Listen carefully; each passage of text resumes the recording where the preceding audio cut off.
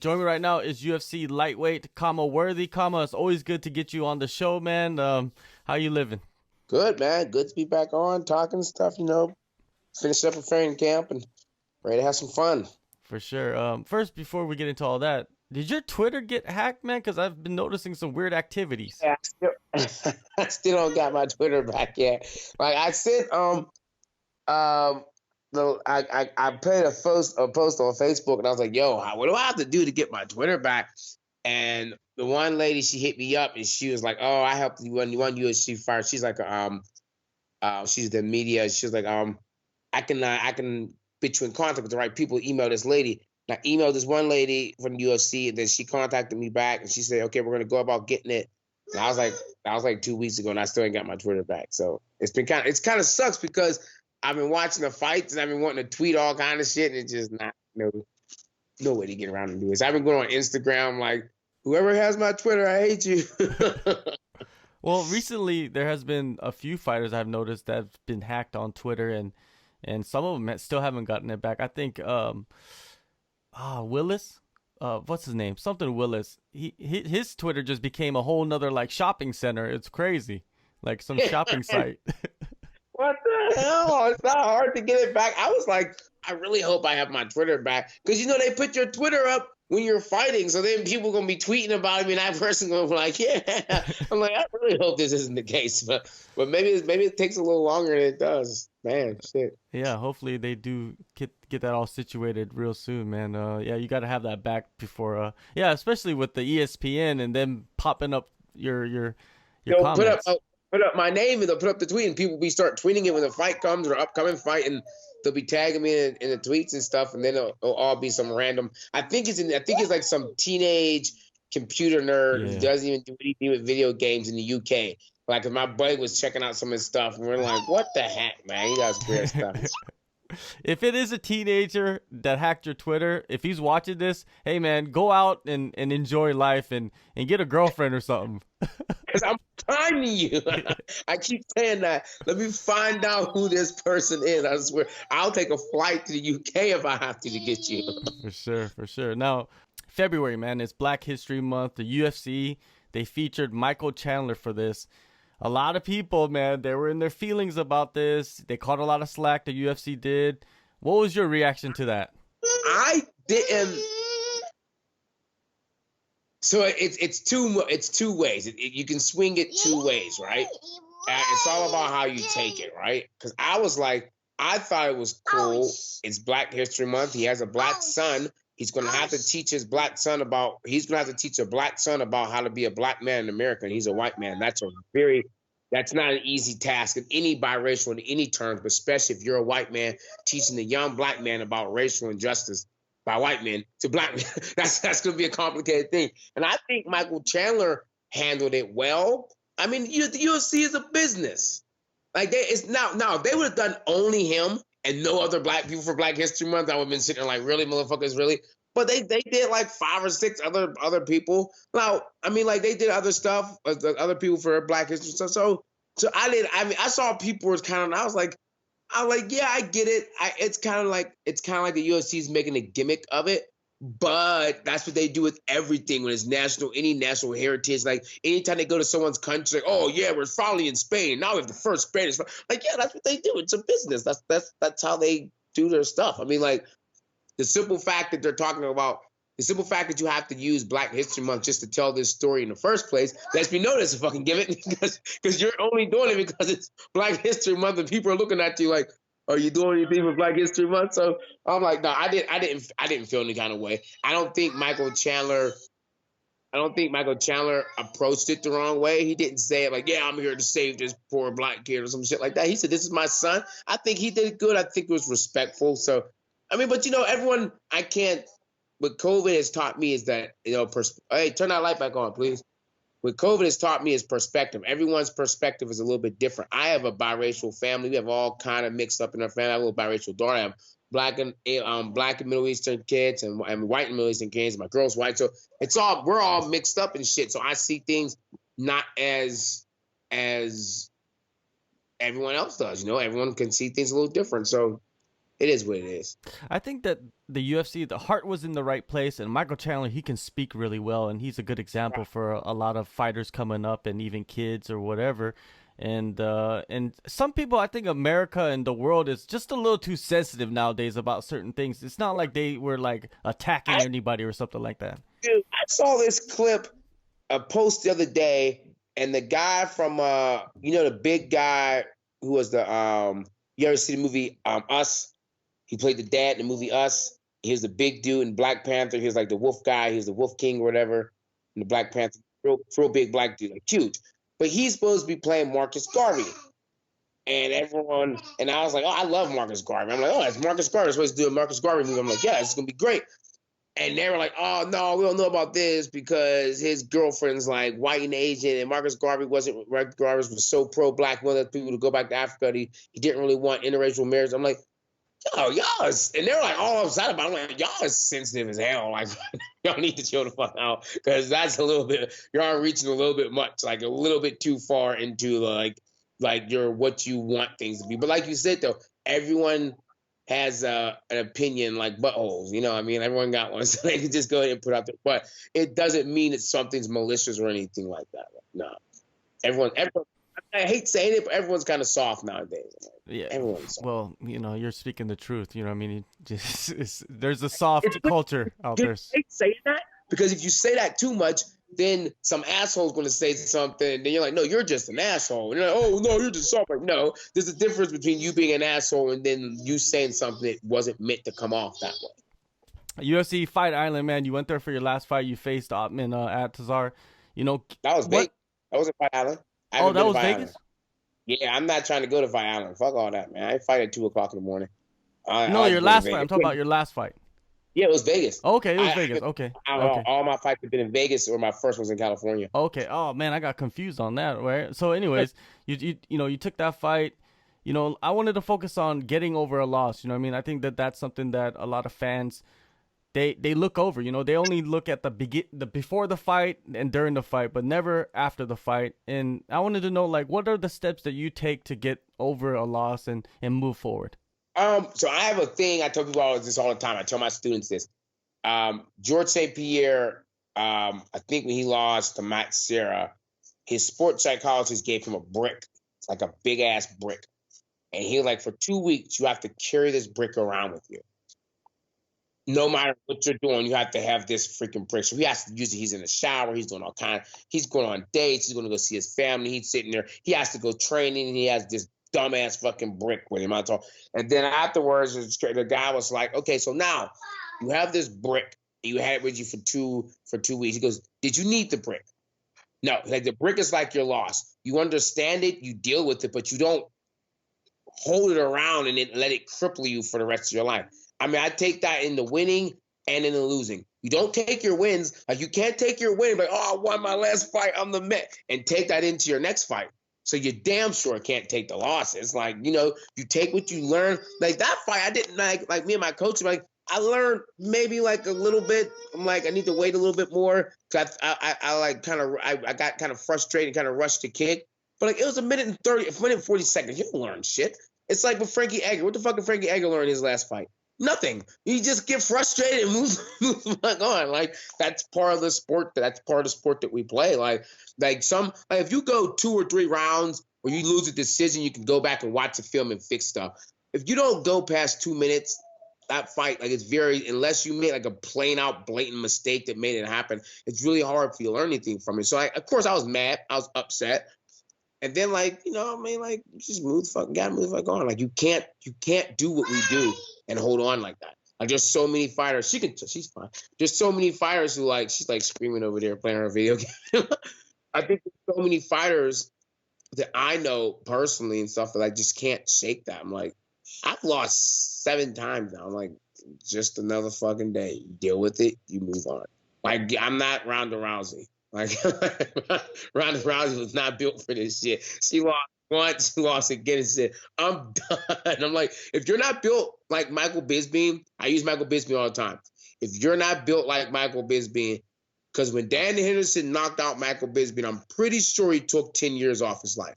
That was that type of knockout where like, oh, you can retire now because that guy just killed you. Michael Bisping kept fighting, he lost. I think he lost like 2 or 3 times after that, and then he got to the title. I mean, like got to avenge that guy who killed him on national TV. like dude, like if you don't have that type of perspective to the fight game, you're in the wrong sport.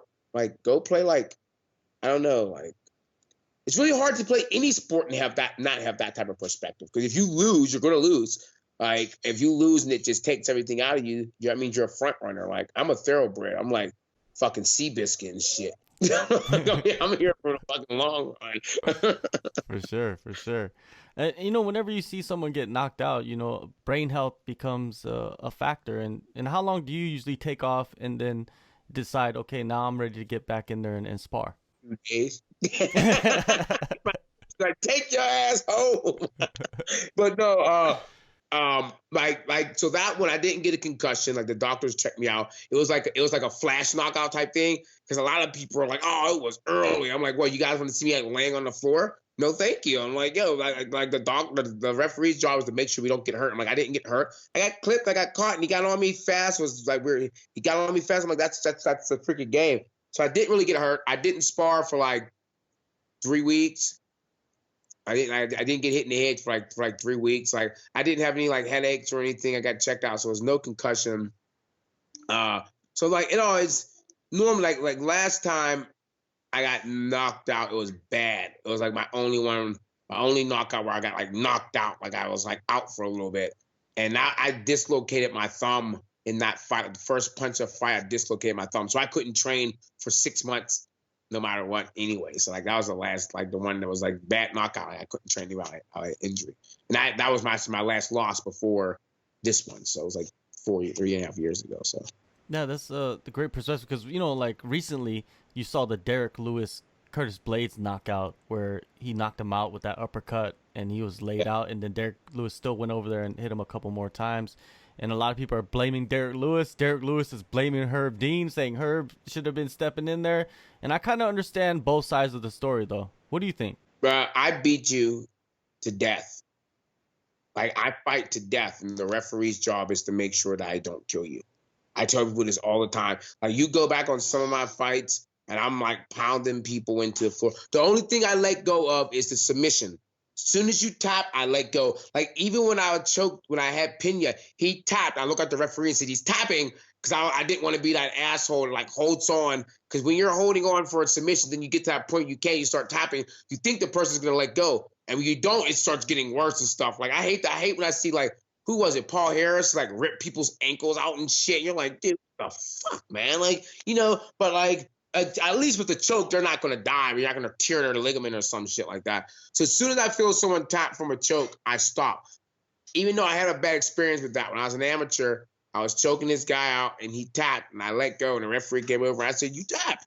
And he stopped and looked around, and I was like, you fucking tapped. And he's like, yeah, I tapped. so technically, I'm not supposed to let go till the ref comes around, but like, I'm like, that's like good submission. But punching, you got to keep hitting them to the ref. Because you ever see freaking Chuck Congo versus Pat Barry? Yeah, I just watched that today. He came back to life. The referee let it happen. So Pat Barry could have stopped, and Chuck Congo would have got no. No, you have to beat them until they're dead. Unfortunately, that's what we do. We know what we sign up for. Like, no, I mean, I've jumped on people. I saw them go back. I saw their head hit the ground, and I'm just opening coconuts, and referees jumping on me and shit. I mean, like, that's what we do. Like, no, that all happened so damn fast. It was like uppercut, bang, bang, bang. Like, you don't have time to see that. Like, it wasn't like he was on top of him in his guard punching him, right? I mean, the one when he beat out Travis Brown, that was bad. Remember he punched Travis Brown like gets hit, and that referee is like, so I mean, like, referee it's a hard job to have, and at least with little guys it's easier. But when you got those heavyweights and they can take punches, and you don't know if that one hurt or if he's like actually going out, and then next thing you know he's out. You're like, oh shit, do you have to get there? Like, but the memes they've been getting with Herb Dean have been messed up. I've been dying with some of them, but yeah, Herb Dean, he's been catching a lot of slack lately. Do you feel like, just from what you see as a spectator, do you think Derrick Lewis has more power than Francis Ngannou? No.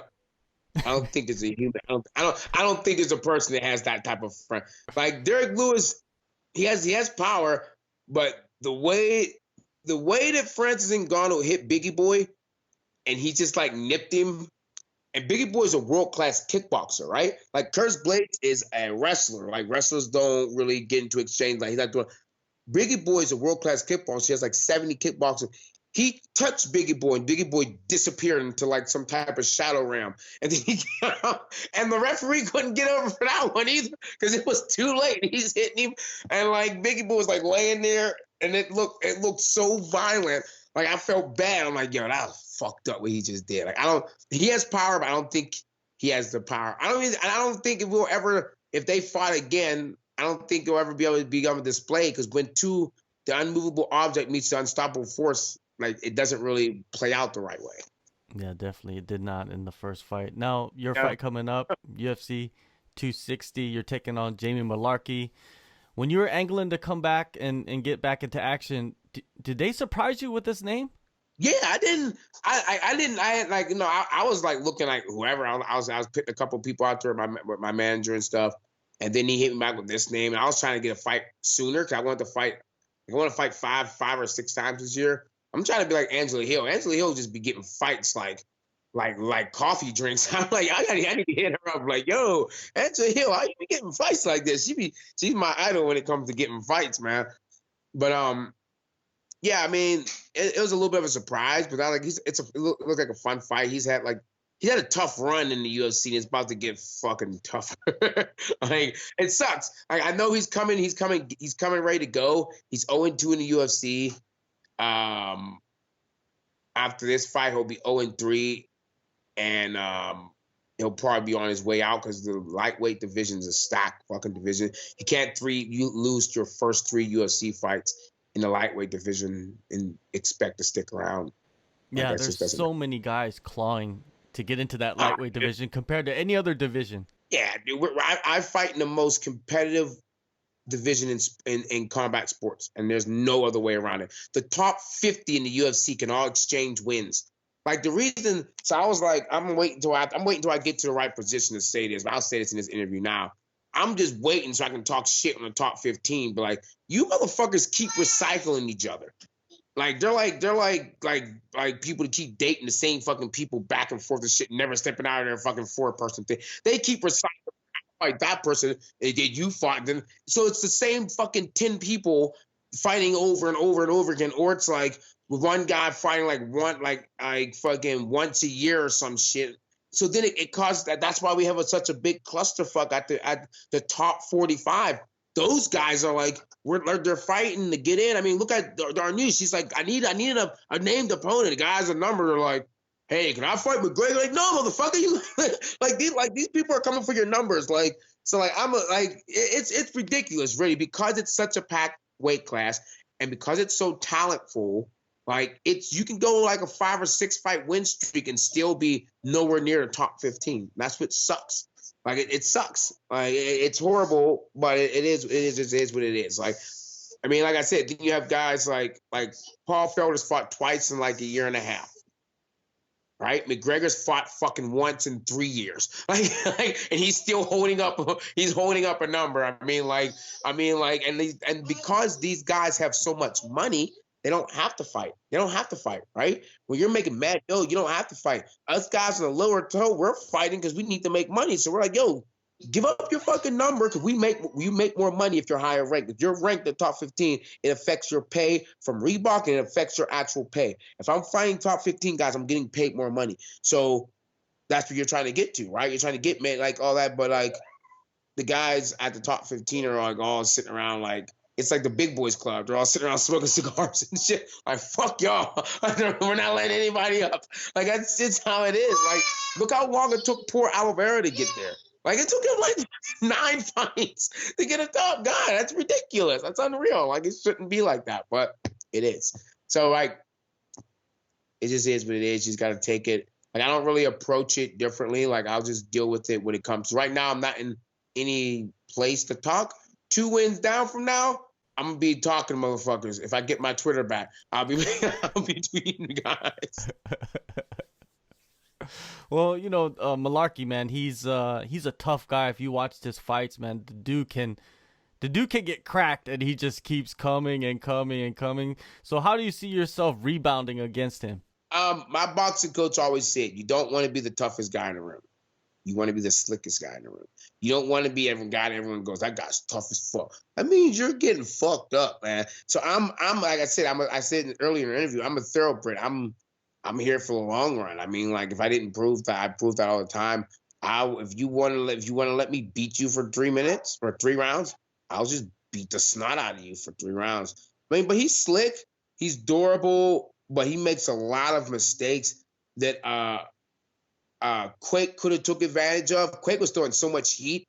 He was throwing so much heat trying to knock him out. I'm not going to try to knock him out. I'm going to force him to let me knock him out. So I'm looking to knock him out, and I think he'll give me what I want. Once he gets frustrated really easy, he just comes forward. And I think he has, like, I don't know. I mean, like from what I've seen, like I think he's going to have a problem dealing with someone that fights like me because I don't hit hard. People always ask that. I don't hit hard. I just hit right. I don't hit hard. I'm not like a power puncher. Like I don't have like. Well, I mean, I have some one punch knockouts, but it's more of a precision thing than pure raw like knockout power. I'm not like a Francis Ngannou type guy. Like what's his name? Let me think. One of my favorite that I used to watch, Melvin Gillard. Melvin Gillard had like knockout power. Like he hit you, your fucking head would explode. Like, I don't have power. Not how I hit people. It's completely different. Like I think Brad Riddle has that type of power, like thudding power, and I think that played into Mullarkey's like brick forehead type of style of fight. I think he won his last fight, even though he lost. I had him. It was close, but I had him winning that fight. So I mean, I think he's coming here off of a win in his feeling and how his mental approach to it and stuff. So I'm gonna beat him out of game. He's not ready for it. Like I'm just a different type of person. Like he can't. I know he's gonna probably try to out wrestle me. I'm like, that's not going to work, dude. I live in fucking Pittsburgh. All motherfuckers do is wrestle here. Like seriously, like you're not gonna out wrestle me. You're not gonna take me down and sub me. And if you start getting into it or start getting into exchange, I'm gonna put you out in a really, really devastating way with the stuff he does. So we'll see. All right, man. March 27th, UFC 260, big pay-per-view. It's going to be incredible, man. Las Vegas. Thank you, Khama, man. Always good catching up with you, man. You're like one of my favorite interviews. I'll say that to everybody. Like I say that to people in other podcasts. They're like, who's your favorite interview? And I'm like, Khama Worthy's up there, man. He's like the top 5 right now. Dude, I'm telling you, my man Ed Cap hit me up. And I was like, yeah, I'll make time for him. I mean, I just came home from training. I've been training all day. I taught class. I even got on my uniform. I didn't take a shower yet.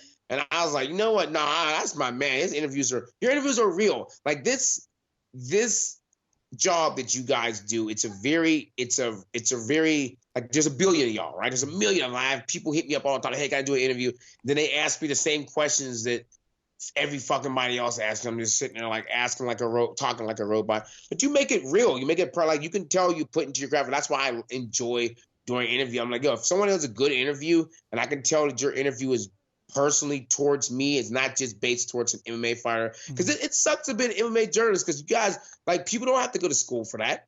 Like motherfuckers, like the name's like, hi, I'm an MMA journalist. I have a podcast, and I would love to have you on. I have like 200 followers, and I'm gonna like read down my questions off of other people's interviews they did for you. I'm saying, y'all killing me with it. And I'm ignorant when I'm cutting weight. Like when I get to this point where I'm at now, I'm just gonna be really blunt. I'm like, yo, you have any better fucking questions? So with you, not at all. Super questions, good questions, good approach. Thank you. Appreciate it, man. Appreciate it. Take a move in the ring. You can hit me with the words you